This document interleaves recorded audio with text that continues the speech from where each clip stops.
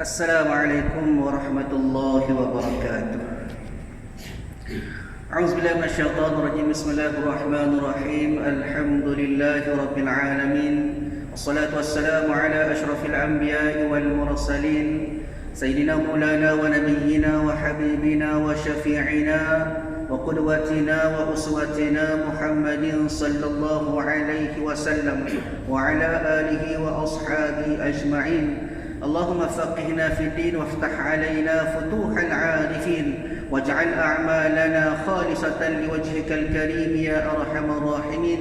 اللهم افتح علينا حكمتك وانشر علينا من خزائن رحمتك يا أرحم الراحمين.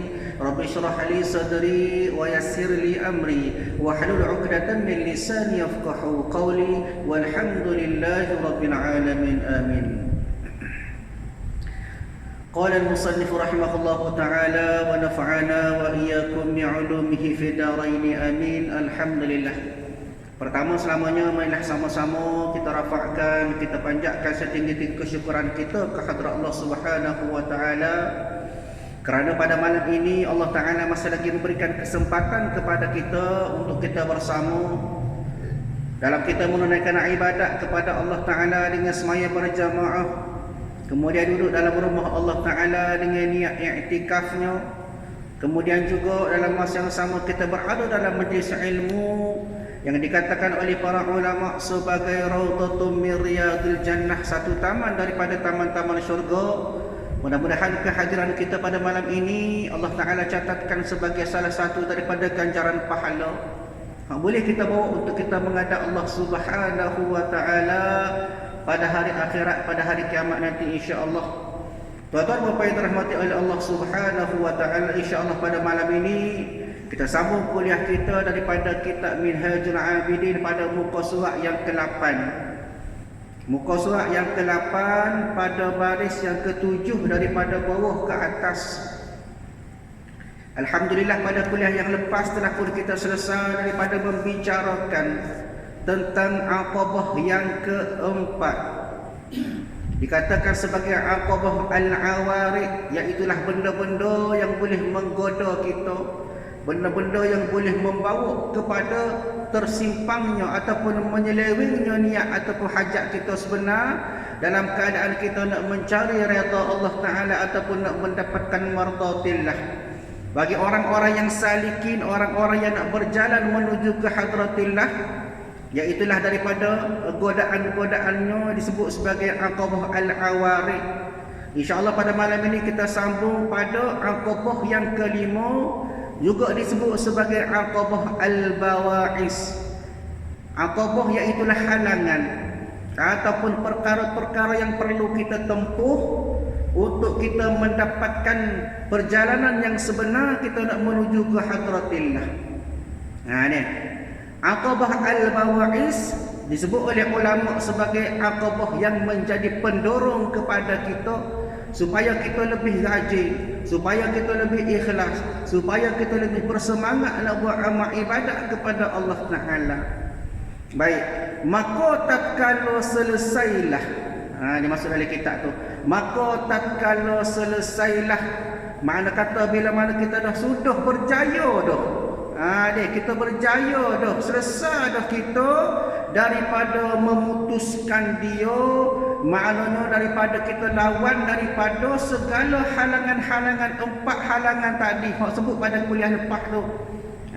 Daripada halangan-halangannya antaranya halangan daripada hawa nafsu, halangan daripada dunia, halangan-halangan daripada makhluk, halangan daripada syaitan, halangan daripada tak yakin kepada rezeki kita, halangan kepada bala bencana Allah Ta'ala beri kepada kita. Maka selesai kita tepuh daripada benda-benda yang dikatakan sebagai halangan kita nak menuju ke hadratillah itu, dan kembali ia kepada qasatnya ibadah. Dah bila kita boleh tepuh dah segala halangan tadi, maka betul niat semula.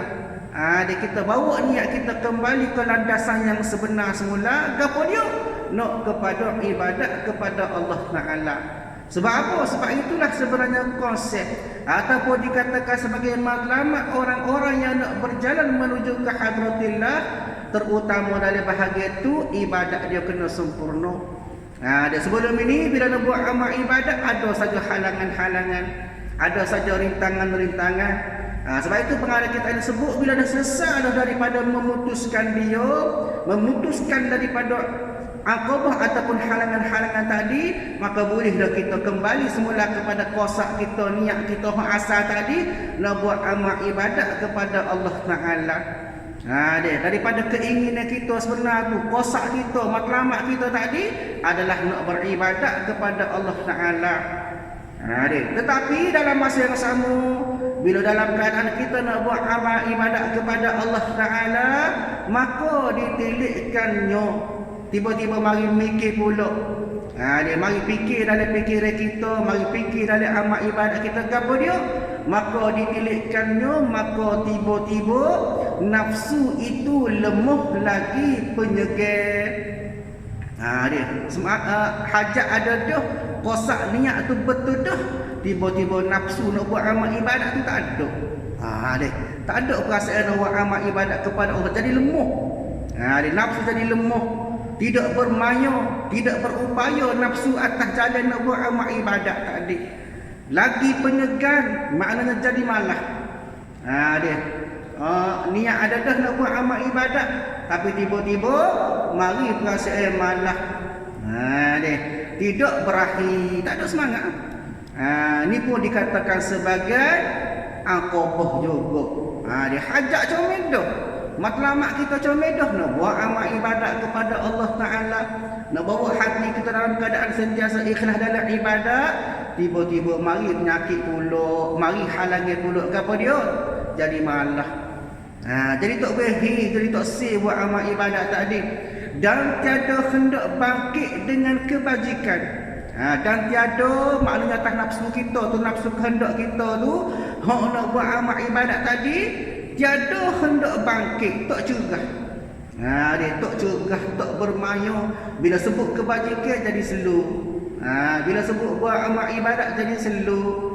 Sebab apa? Sebab tidak ada semangat kebangkitan nak buat amal ibadat. Atas sebab apa? Sebab tadilah jadi malah. Dia jadi lemah, jadi tak berhenti, tak suka atas amal kebajikan.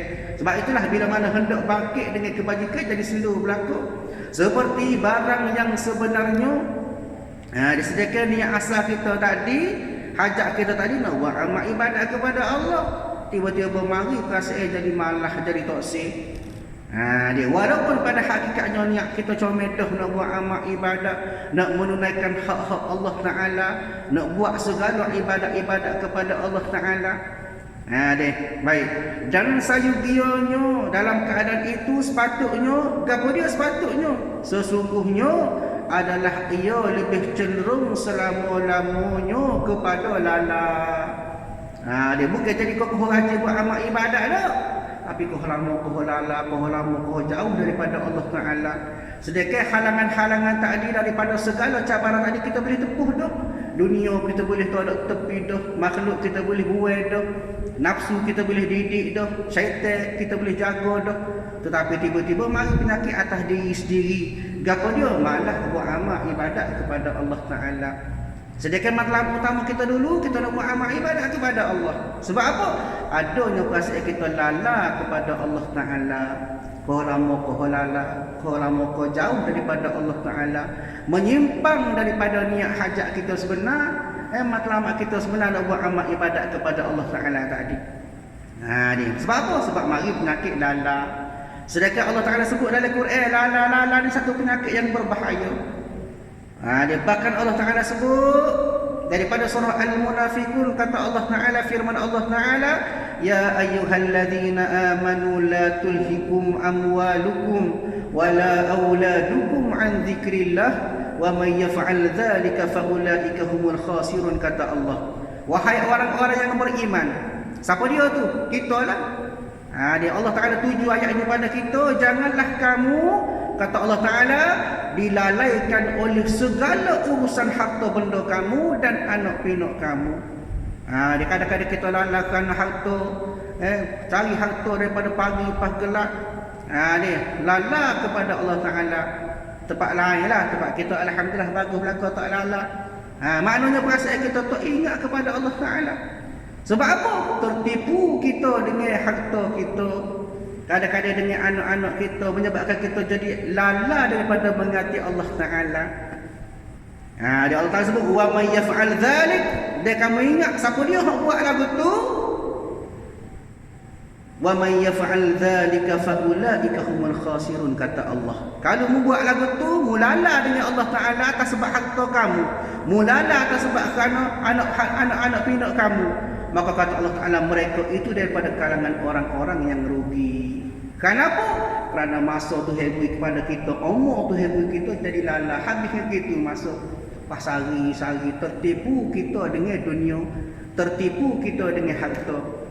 Sebab itulah Allah Ta'ala sebut gambaran kepada kita dalam surah Maryam pun Allah Ta'ala sebut, kata Allah Ta'ala wa anzirhum yaumal hasrah idh qudiyal amru wa hum fi ghaflatin wa hum la yu'minun, kata Allah. Dan berilah amaran wahai Muhammad kepada umat manusia seluruhnya tentang hari penyesalan. Bila? Iaitu hari diselesaikan perbicaraan perkara masing-masing pada masa mereka ingkar atas dunia, kerana sebab mereka lala serta mereka pula tidak mahu beriman.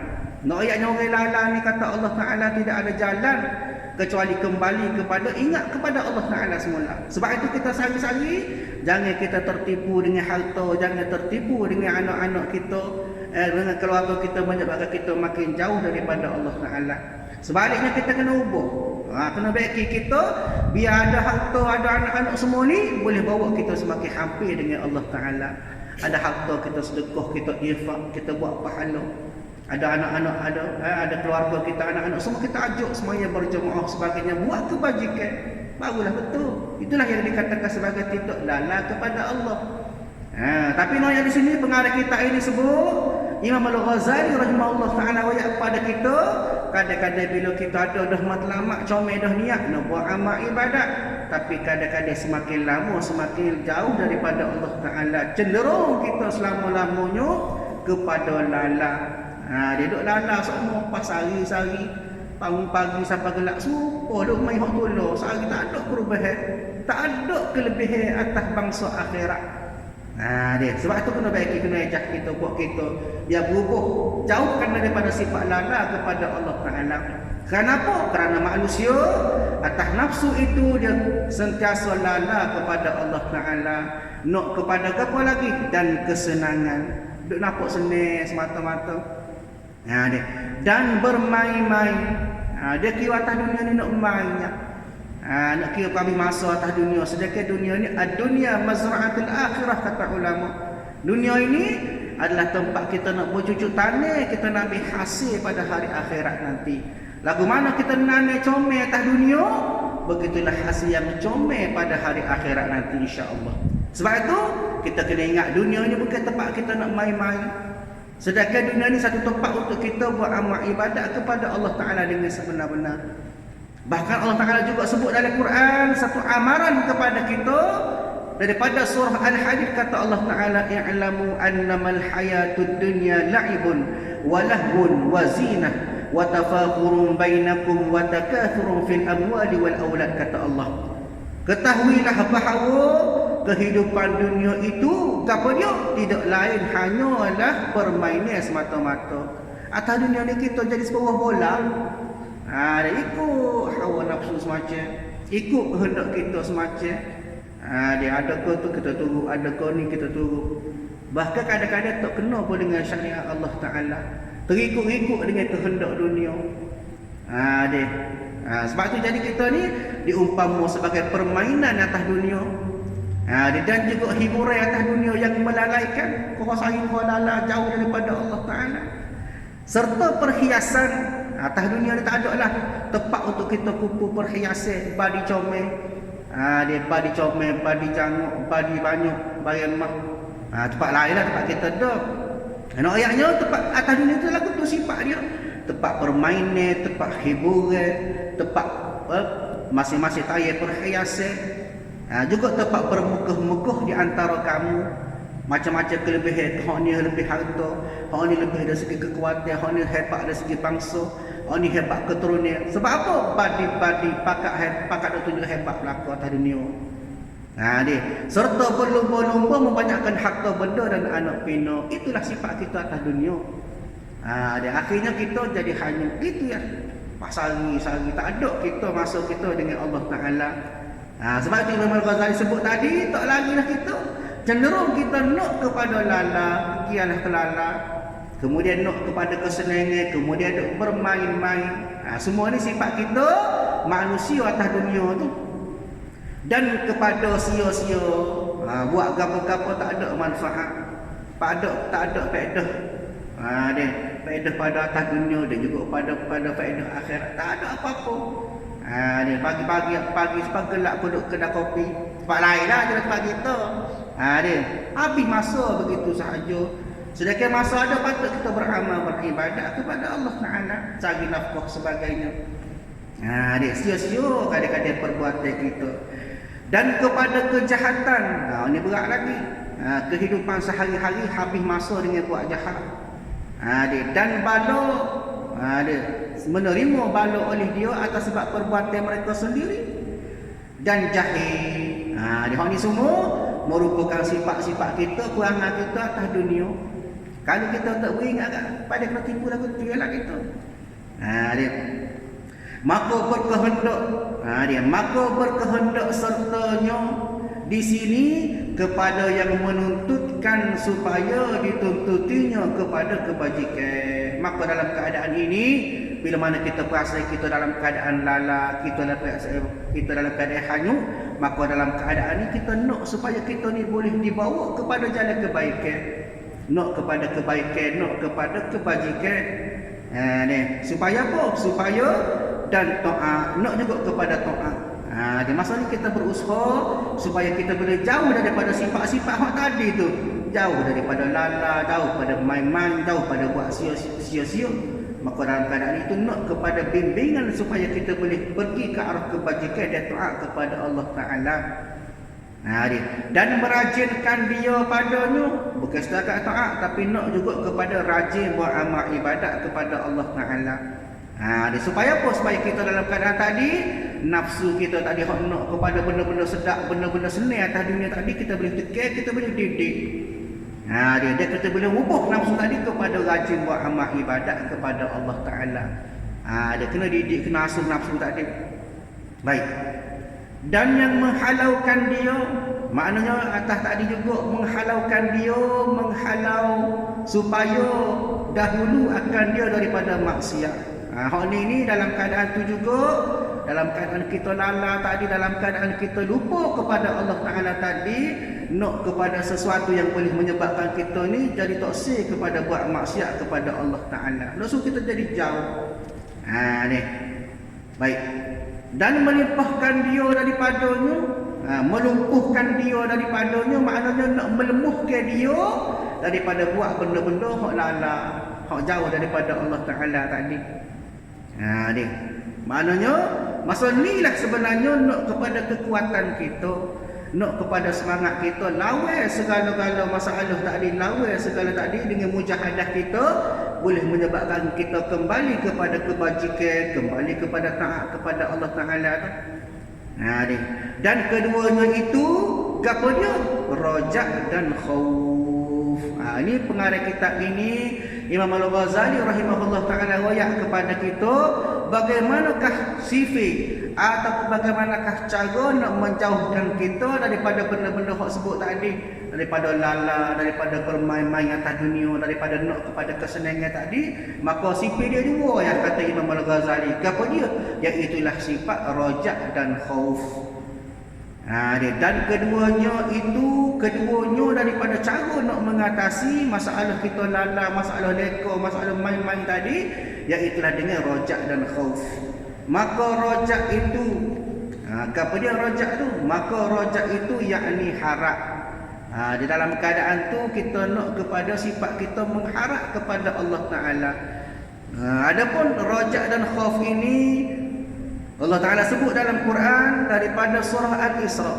Allah Ta'ala katakan, ulaika alladhina yad'una yabtaghuna ila rabbihimul wasilah ayyuhum aqrabu wa yarjuna rahmah wa yakhafuna 'adzabahu inna 'adzaba rabbika kana mahdhura. Kata Allah, Orang-orang yang mereka seru itu, mereka sendiri mencari jalan kepada Tuhan. Mereka, siapakah di antara mereka lebih dekat dengan Allah Ta'ala? Dia. Maka ini berlaku, kata ulama rahimahullahu ta'ala, antaranya disebut oleh Imam Wahbah Az-Zuhaili rahimahullahu ta'ala, berlaku kepada orang-orang soleh dan para nabi alaihi wassalatu wassalam.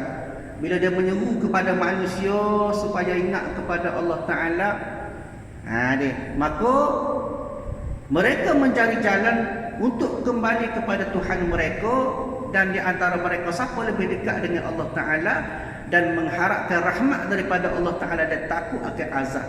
Makna dalam ayat ini Allah Ta'ala sebut dua benda. Apa dia? Nak dekat dengan Allah Ta'ala, yang pertama kena harap kepada rahmat Allah Ta'ala. Dia berharap kepada rahmat Allah Ta'ala. Yang kedua kena takut akan azab Allah Ta'ala. Maka sesungguhnya kata Allah Ta'ala, azab Tuhanmu adalah sesuatu yang harus kamu takuti. Sipir dia nak dekat kepada Allah Ta'ala kena ada dua. Apa dia? Rojak dan khauf. Rojak, kita harap kepada rahmat Allah Ta'ala. Dia seruh kepada Allah Ta'ala.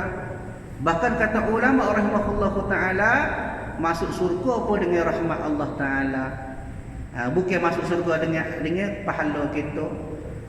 Dia kadang-kadang kita pahala kita ni sebenarnya sebagai satu simbolik je. Sebagai satu cara kita nak tunjuk kita ni beribadat kepada Allah Ta'ala. Maka kita pun cari pahala banyak-banyak. Maka bila pahala banyak, Allah Ta'ala tengok sifat kita dengan Allah Ta'ala, dekat, buat amal ibadat, rajin, tak aja tinggal. Maka dalam keadaan itu Allah Ta'ala beri rahmat dia kepada kita untuk kita masuk syurga. Adapun amal itu bukan satu tiket kita nak masuk syurga sebenar-benarnya, tetapi merupakan satu keadaan untuk kita meraih daripada rahmat Allah Ta'ala. Maka ulama sebut dah kepada kita, bila ada sifat rahmat, kita mengharap rahmat Allah Ta'ala dan takut kepada azab Allah Ta'ala, maka inilah yang dinamakan sebagai konsep kita nak mendapatkan sesuatu dorongan kepada kita atas buat amal ibadat kepada Allah Ta'ala. Maka Imam Al-Ghazali sebut, maka rojak itu yakni harap lagu mana? Iaitu diharapkan pada besar pahala balasan Allah Subhanahu wa Ta'ala. Bila mana kita harap kepada Allah Subhanahu wa Ta'ala, kita mengharapkan balasan daripada hak kita buat kepada Allah Ta'ala. Buat amal ibadat kita nak supaya Allah Ta'ala mengotorkan janji kepada mereka-mereka yang buat amal ibadat boleh pahala. Kita pun rajin buat amal ibadat kepada Allah Ta'ala. Dia. Maka dalam keadaan itu, sebenar-benar janjinya, janji Allah Ta'ala daripada berbagai-bagai karamah. Karamah ni kelebihan Allah Ta'ala beri kepada seseorang yang dia kehendaki. Karamah ni setengah ulama sebut sebagai kelebihan pada orang dekat dengan Allah Ta'ala. Kadang-kadang Allah Ta'ala beri kelebihan macam-macam berbeza-beza. Dia karamah kelebihan kadang-kadang tu orang tersebut pun tidak tahu dia ada karamah, ada kelebihan, tapi di sisi Allah Ta'ala dia rapat. Dia maka orang ini Allah Ta'ala beri kelebihan-kelebihan yang dinamakan sebagai karamah. Biasanya ulama sebut kepada kita karamah ini benda luar biasa daripada orang biasa. Allah Ta'ala beri kepada orang-orang soleh. Sebagai apa? Sebagai tanda Allah Ta'ala memuliakan mereka itu. Adapun kalau kita orang biasa nak karamah, payahlah. Sebab apa? Pasal kita jauh daripada Allah Ta'ala.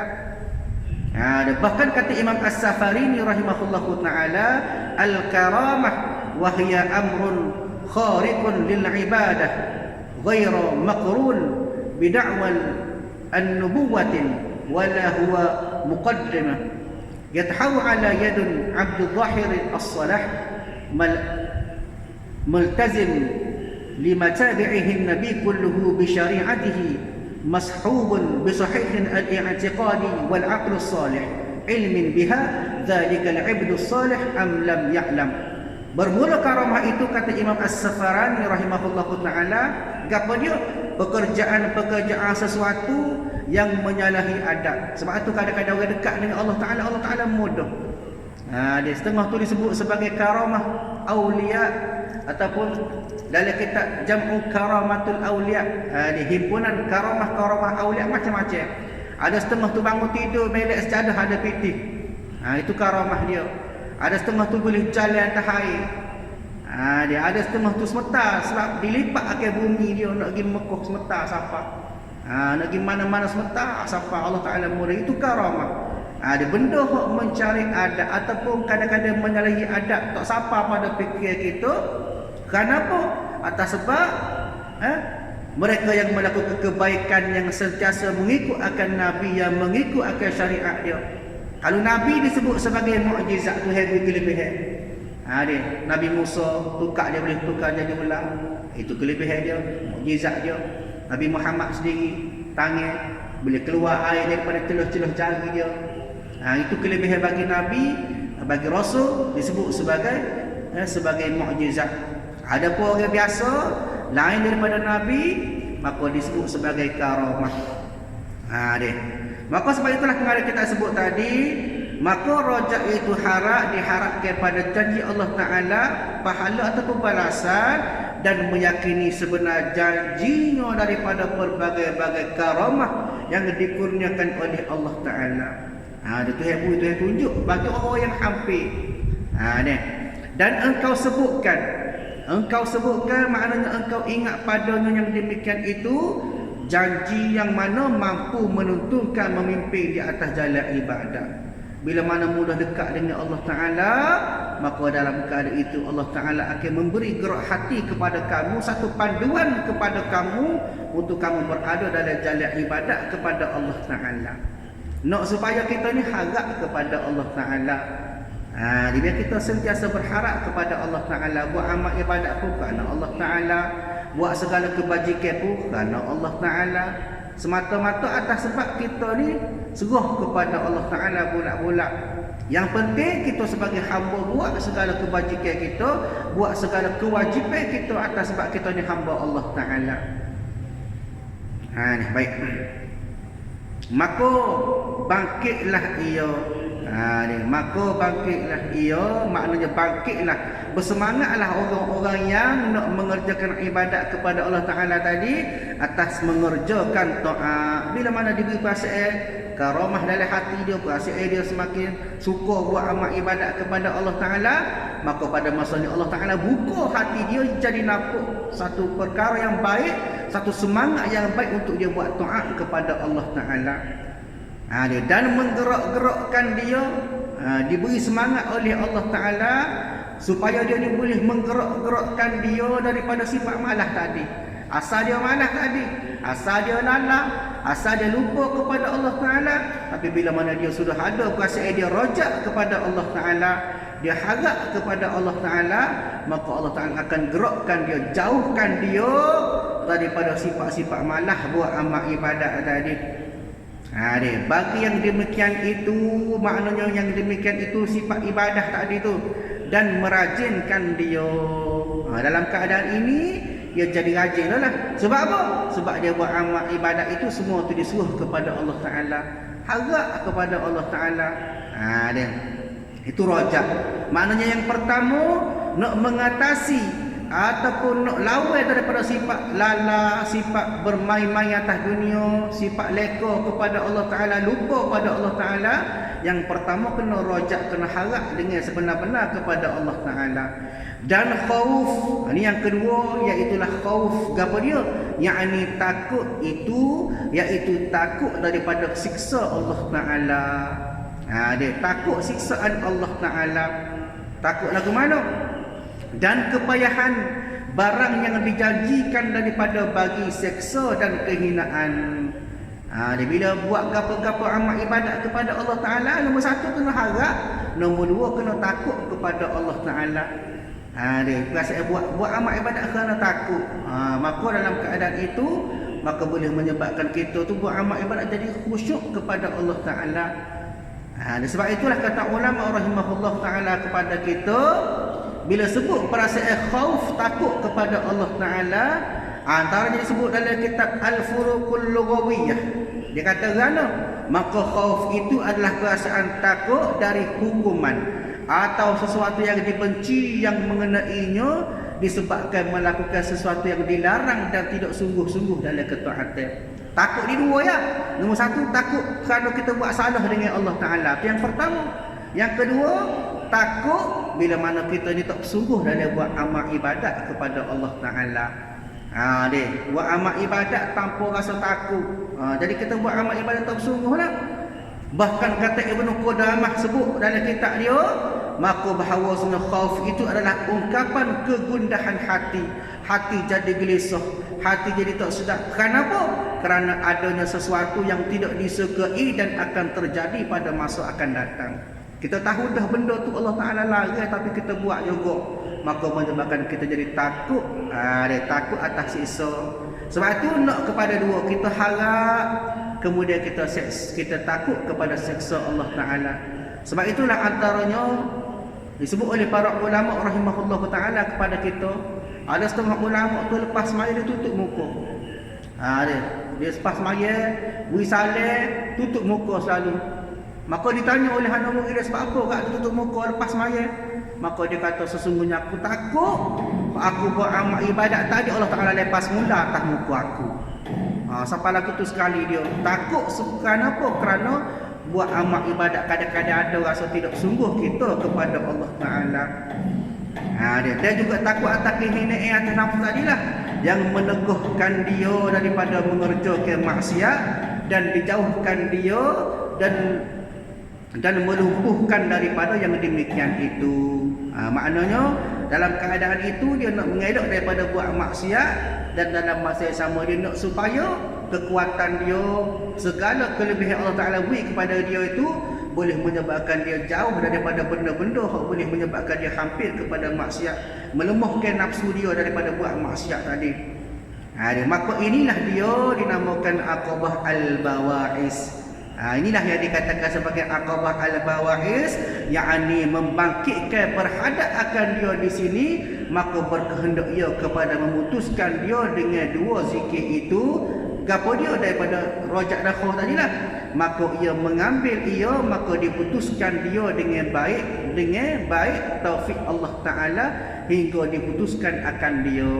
Maknanya di sini Madali kita buat kesimpulan bahawasanya nak kepada kita ni jadi manis buat amal ibadat, nak kepada jadi sedap buat amal ibadat, nak jadi rajin buat amal ibadat, ada dua sifat. Gapo dia? Yang pertama, kita kena buat amal ibadat ni seruh kepada Allah Ta'ala semata-mata.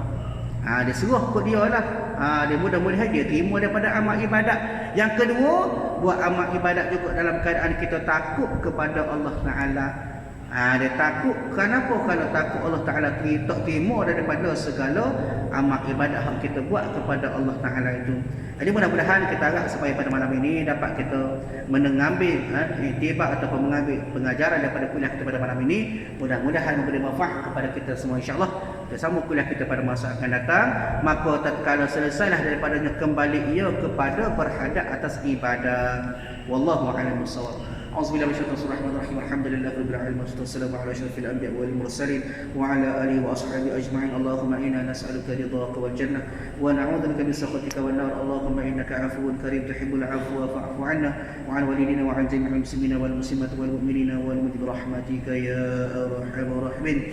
Rabbana atina fid dunya hasanah wa fil akhirati hasanah wa qina 'adzaban nar. Sallallahu ala sayyidina Muhammad wa ala alihi wa ashabihi ajma'in walhamdulillahi rabbil alamin. Assalamualaikum warahmatullahi wabarakatuh.